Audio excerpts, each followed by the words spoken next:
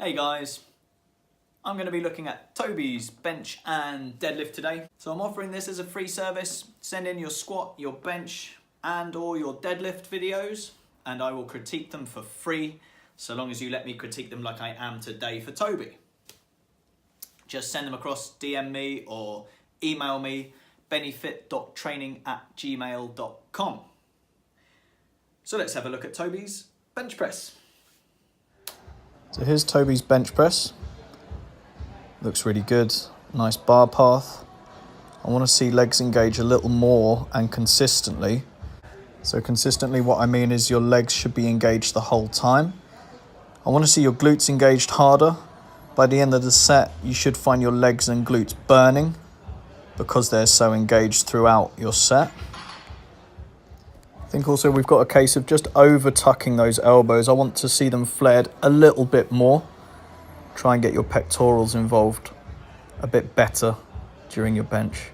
Otherwise, I'm really happy with that. Yeah, I think with just a bit more leg drive, you're just going to be able to push the bar back a little more. Just comes back a little late off your sternum. You can't see, let me just, there you go. Arguably, we could maybe look at you pushing down through your heels.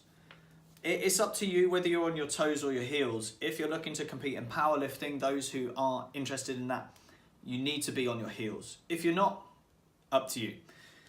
But from my perspective, personally, I find I'm able to push down into my heels and get more surface area onto the floor, which in turn, I feel like I can get more leg drive because of that. So it could be worth playing around with. I feel if people kick their legs back too far, they tend to lose leg drive. So perhaps coming up onto your toes might be doing that. Something worth playing with. And I did mention in the voiceover there that I think we could be tucking our elbows a little too much. It's hard to tell because of the angle. Let's rewind that a little bit.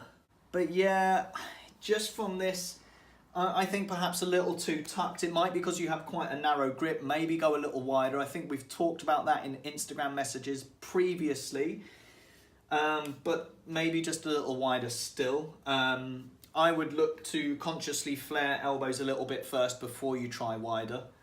If you're still finding your elbows are wanting to tuck quite a lot, then maybe we could look at going wider. Now, when I say wider, a finger grip width wider than what you're doing now is enough. Don't all of a sudden go super wide. Otherwise, I'm pretty happy with how that's going. You've got a lot of tension through your lats, through your upper back, so it's nothing I need to mention in that respect. Awesome. Let's have a look at your deadlift.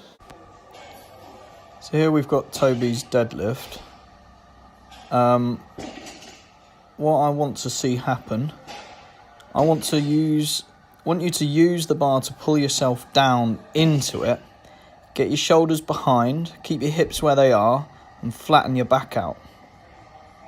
After that, you're going to have a lot of patience off the floor to get this position correct. So just make note of your back position. See how it's rounding out a little bit. I want to see that reduce.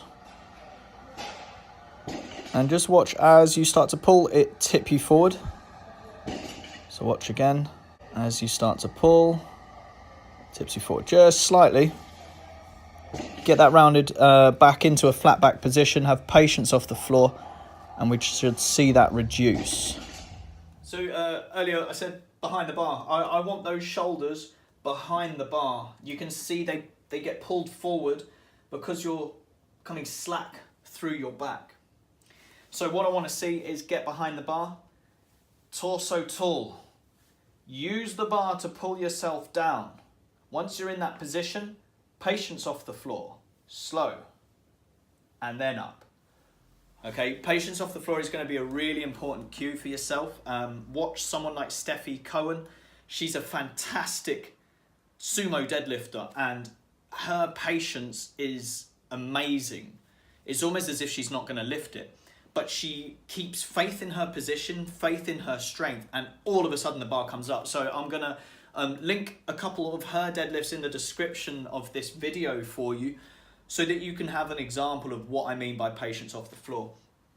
In terms of your hip position, as you're going through, all of that's going to be taken care of.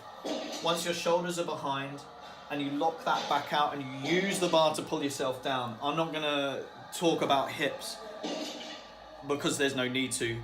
All those other cues are going to help you. Patience off the floor, shoulders behind the bar. That should do ya. What you might find is you're going to have to drop the weight down a little bit to get used to this new positioning. Now, that is always a hit to the ego. Try not to worry about the fact that you're going to have to go lighter. It's trying to think of this as an investment. So you're going to have to pay out a little bit of money first, but over time that interest is going to build up and eventually you'll break through the potential ceiling of what you can hit in this position when you go into your new position. Give it about 6 to 8 weeks before that actually feels comfortable, and then you're able to push those weights up. I hope that's all made sense, Toby. Again, if anyone's interested, send your videos this way. All for free, all of this analysis. Thanks for watching.